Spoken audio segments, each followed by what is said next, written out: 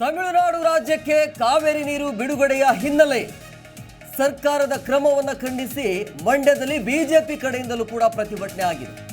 Mandya BJP ಜಿಲ್ಲಾಧ್ಯಕ್ಷ ಇಂದ್ರೇಶ್ ಅವರ ನೇತೃತ್ವದಲ್ಲಿ ಆಗಿರುವಂತಹ ಪ್ರತಿಭಟನೆ ಆಕ್ರೋಶ.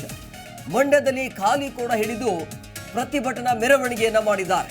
ನಗರದ ಬಿಜೆಪಿ ಕಚೇರಿಯಿಂದ ಸಂಜಯ್ ವೃತ್ತದವರೆಗೂ ಮೆರವಣಿಗೆಯನ್ನ ಮಾಡಿದ್ರು. ಸಂಜಯ್ ವೃತ್ತದಲ್ಲಿ ಸರ್ಕಾರದ ವಿರುದ್ಧ ಧಿಕ್ಕಾರ ಕೂಗಿ ತಮ್ಮ ಆಕ್ರೋಶವನ್ನ ಅಸಮಾಧಾನವನ್ನ ಹೊರಹಾಕಿದ್ರು. ಪ್ರತಿಭಟನೆ ನಡೆಸಿದ ಬಿಜೆಪಿಯ ಕಾರ್ಯಕರ್ತರನ್ನ ಪೊಲೀಸರು ಕೂಡ ಬಂಧನ ಮಾಡಿದ್ರು. ಪೊಲೀಸರ ಬಂಧನದ ನಡೆಯನ್ನ ಖಂಡಿಸಿ ಬಿಜೆಪಿ ಕಾರ್ಯಕರ್ತರು ಆಕ್ರೋಶವನ್ನ ಹೊರಹಾಕಿದ್ದಾರೆ. ಎಸ್, ದೃಶ್ಯಾವಳಿಯಲ್ಲಿ ಕೂಡ ನೀವು ಗಮನಿಸ್ತಾ ಇದ್ರಿ. ಮೊದಲ ವಿಂಡೋದಲ್ಲಿ ಬಿಜೆಪಿಯ ಕಾರ್ಯಕರ್ತರು ಮಾಡ್ತಾ ಇರುವಂತಹ ಪ್ರತಿಭಟನೆ ನೋಡಿ. ಯಾವ ರೀತಿಯಾಗಿ ತಲೆ ಮೇಲೆ ಈ ಕೊಡವನ್ನ ಇಟ್ಕೊಂಡು ಪ್ರತಿಭಟನೆಯನ್ನ ಮಾಡಲಿಕ್ಕೆ ಬಿಜೆಪಿ ಕಾರ್ಯಕರ್ತರು ಪಾದಯಾತ್ರೆ ಮುಖಾಂತರ ಪ್ರತಿಭಟನೆಯನ್ನ ಮಾಡ್ತಿದ್ದಾರೆ. ಇದು ಒಂದು ಕಡೆ. ಇನ್ನು ಮಧ್ಯದ ಭಾಗದಲ್ಲಿ, ಮಧ್ಯದ ವಿಂಡೋದಲ್ಲಿ ಗಮನಿಸ್ತಾ ಇದ್ರೆ ರೈತರು ನದಿಗಿಳಿದು ಪ್ರತಿಭಟನೆಯನ್ನ ಮಾಡಿದ್ದಾರೆ. ಯಾವುದೇ ಕಾರಣಕ್ಕೂ ತಮಿಳುನಾಡಿಗೆ ನೀರನ್ನ ಕೊಡಬಾರದು ಅಂತೇಳಿ ನಿರಂತರವಾಗಿ ಪ್ರತಿಭಟನೆ ಆಗ್ತಾ ಇದೆ ಸರ್ಕಾರದ ವಿರುದ್ಧ, ಡಿಕೆಶಿ ಅವರ ವಿರುದ್ಧ.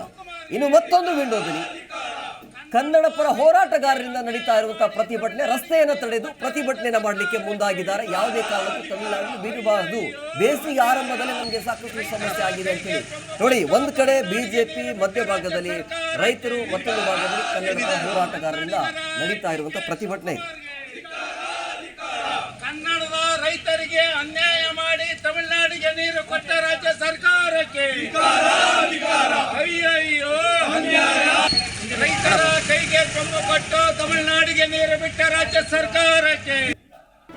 ಜಿ ಕನ್ನಡ ನ್ಯೂಸ್ ಈಗ ನಿಮ್ಮ ಮನೆಯಲ್ಲೇ ನೋಡಿ. ಎಲ್ಲ ಕೇಬಲ್ಗಳಲ್ಲಿ ಈಗ ಲಭ್ಯ.